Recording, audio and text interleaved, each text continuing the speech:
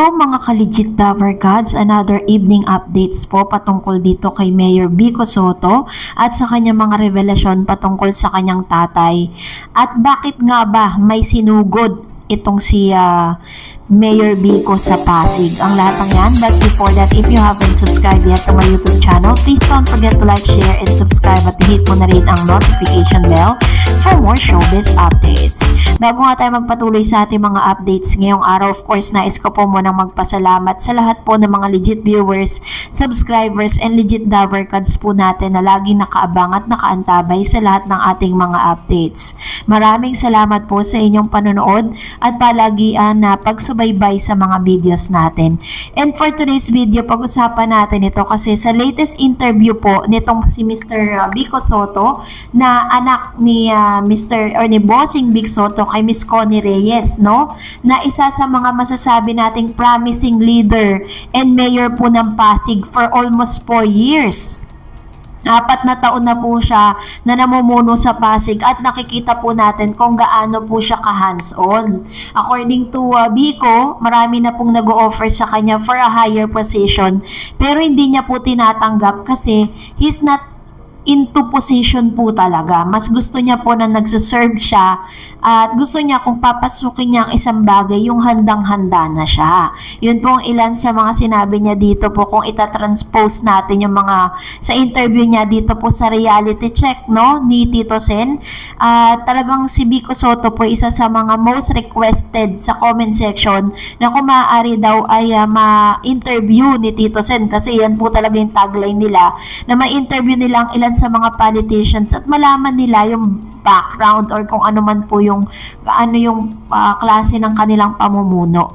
And si Mr. Vico Sotto po is isa sa mga anak ni Miss Connie Reyes at ni Bossing Vic Sotto, no? Dito po ay pinaliwanag ni Vico kung paano po naging ka-hands-on itong si Bossing Vic despite the fact na hindi lang po si Vico ang siyang anak, no?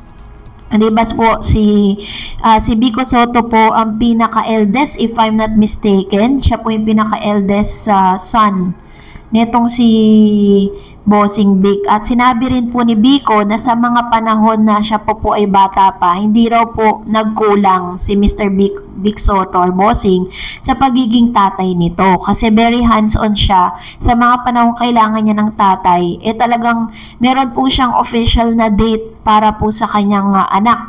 At nagkakasundo daw si Connie Reyes at si Vic Sotto pagdating po dun sa parte na yon. Although si Miss Connie Reyes po ay nagkaroon po na yung husband na Mr. Larry Momar at sila po ay nagkaanak ng dalawa, no? Dalawa po yung kanilang naging anak. Talagang sobrang happy po at makikita mo talaga na supportive na father ito pong si Bossing Vic kay Vico dahil sa mga panahon na siya po ay nangangandidato hanggang sa siya po ay nanalo, no, bilang public servant po ng Pasig.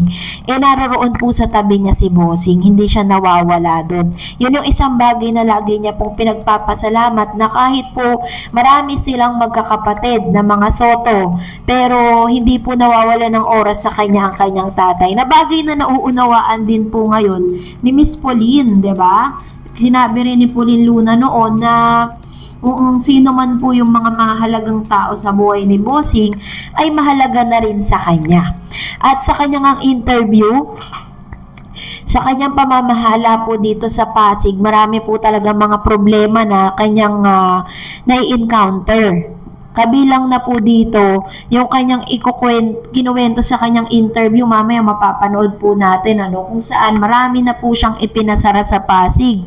Marami na po siyang sinugod sa Pasig at inamin niya na talagang maraming beses na rin pong umiinit yung kanyang ulo dahil po sa mga bagay na hindi niya nagugustuhan or treatment sa mga kababayan niya sa Pasig. So, panoorin po natin ang interviewing ito para po maunawaan natin.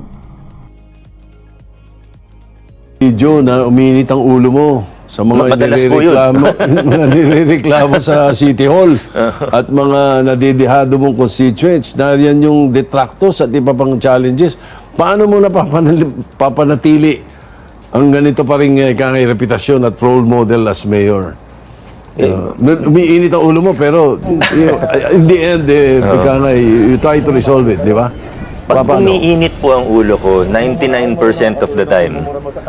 Aminin ko naman, madalas po umiinit ang ulo ko sa dami ng iniisip, sa dami ng... Pero kadalasan po, umiinit ang ulo ko pag may nakikitang katiwalian or pag may nandedeado, may nanlalamang sa kapwa. Pag may ginagawa. I think yung sinasabi niyo pong video na nag-viral, yun po, may dinidemolish on his own. Landowner naman po talaga siya, hindi po. On his own, may siyempre dapat demolition order galing sa korte po yan. Ang ginawa niya, hindi siya makapag-antay sa korte, may dinimolish siya, kumuha siya ng sarili niyang crane at gamit, may tao sa loob ng bahay, tinira niya. So, nasaktan. Napasugod po ko. Thankfully, wala pong nasaktan nung time na yun, pero muntikan na. May bata pang natutulog sa loob. Of course, marami siyang... So, nakarating sa'yo? Sinugod ko po.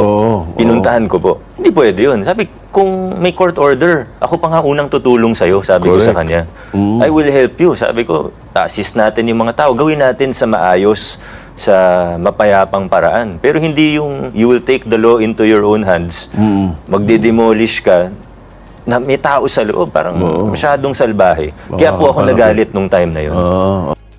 Ganun katindi, no? Kung paano siya mamahala. Talagang sabi mong may malasakit po siya. Doon po sa kanya mga kababayan para sugurin niya po ito pong taong ito na parang hindi nag-isip bago po gumawa ng isang bagay.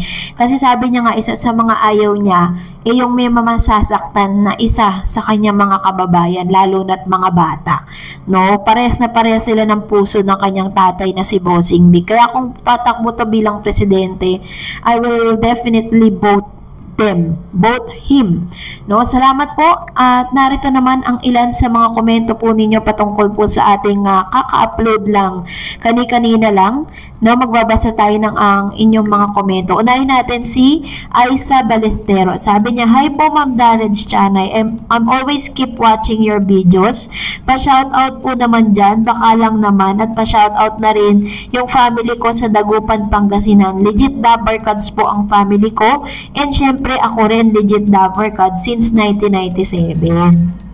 Ayun, mega like shoutout po tayo kay Miss Aisa Balesteros and her family dito po sa Dagupan, Pangasinan. Hello po sa inyong lahat at mabuhay po kayong lahat dyan sa Pangasinan. And of course, another comments coming from Joy Salay. Always watching your vlogs from Riyadh. Yan, thank you so much. And Mr. Manuel Ponce also. So, si Lola Belen pa lang yan Paano na kapag nakumpleto nga yung buong pamilya ni Atasha? True, lalo, sigurado po talagang as in wala na, iiwanan na talaga sila ng mga manonood. Kailangan mag-isip na rin sila ng panibago nilang gagawin dito po sa show nila para talagang panoorin ng maraming tao, no? Yun po talaga yung dapat nating abangan sa mga susunod na video. Makukumpleto kaya sila? Kasi nga magkakamukha nga sila, 'di ba? So anyway, sabi ni Leonardo Pardo Jr., "Thank you, shout out madam. Nagulat yung misis ko, narinig niya name ko. Hehe. Thanks ulit Solid TBJ and Dabarkads." Ayan. Thank you po Mr. Leonardo Pardo Jr. sa inyong komento at inyo pong palagi ang panonood. And for the last, sabi ni Paul and Angel, "Tiyak ako hagalpakan na naman tayo sa tuwa at saya na naman sa pagdating ni Papa Ethan ni Tash. Trending na naman to, masasaya na naman tayo. Tuwing Sabado, nakaka-excite talaga mga pakulo ng EAD." Wow! Thank you so much. Ayan, hintayin natin yan sa Saturday special day po nila yan. And that's it for today. For more videos and updates, please don't forget to like, share, and subscribe. And please follow me on my Facebook page, Dareds TV. God bless everyone!